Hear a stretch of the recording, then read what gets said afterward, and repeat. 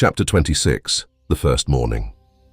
After a lifetime of bracing for pain, peace can feel like a miracle.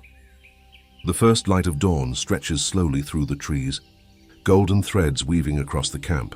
Mist clings to the grass, curling around bedrolls and boots, softening the edges of everything it touches. Birdsong hums low, hesitant at first, then growing, as if the forest itself is waking gently. Morning comes. Quietly, Rose stirs. For a moment, nothing reaches her but warmth.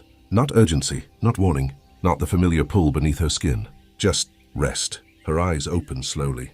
The world returns in soft pieces, light through branches, the faint glow of embers, the distant shift of movement as the camp begins to wake. Her blanket has slipped to her waist.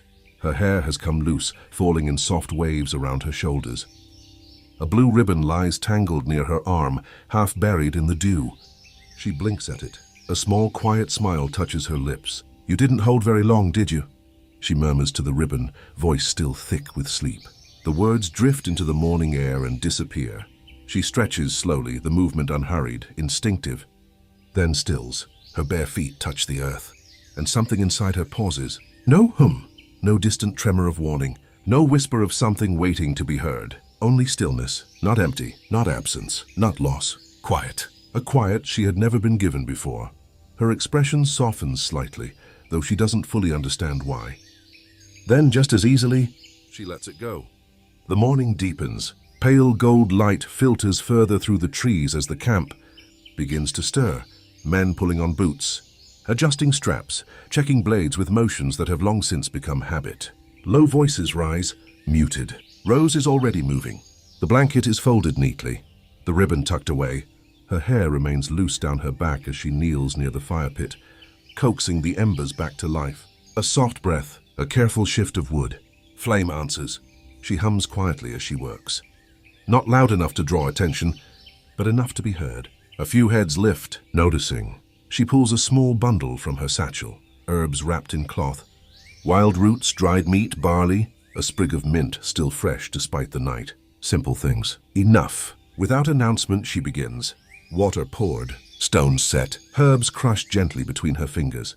Steam curls upward, carrying warmth with it. The scent reaches them first. Darius sits across the fire, a blade in hand, sharpening it out of habit more than need. The sound slows, then stops. Rosemary, thyme. Something in his expression shifts, subtle, almost imperceptible. Not memory, something close to it. He doesn't speak, he simply watches. Alaric wanders closer, drawn more by curiosity than hunger. He leans against a nearby log, arms folding loosely as he studies the small operation with raised brows. A grin threatens. "You planning to feed an army, Rose?" he asks lightly. "Or just us poor souls?" Rose doesn't look up at first, still stirring. "Just whoever's hungry," she replies. "It's only porridge. Herbs help." Alaric inhales deeply, exaggerated. "Smells better than anything I've had in weeks." A small smile touches her mouth. "I'll take that as approval." A quiet laugh escapes him, real, unguarded. "You ever stop taking care of people?"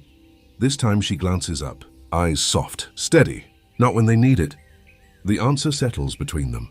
Simple, unchallenged. Kael approaches last. Not drawn by the conversation, by the scent. He stops just at the edge of the firelight, arms crossing loosely. Posture composed, controlled, observing. "You didn't have to do this." Rose stirs once more before answering. "Neither did you," she says lightly. "When you kept me from freezing." A small pause. Fair's fair. Kael watches her.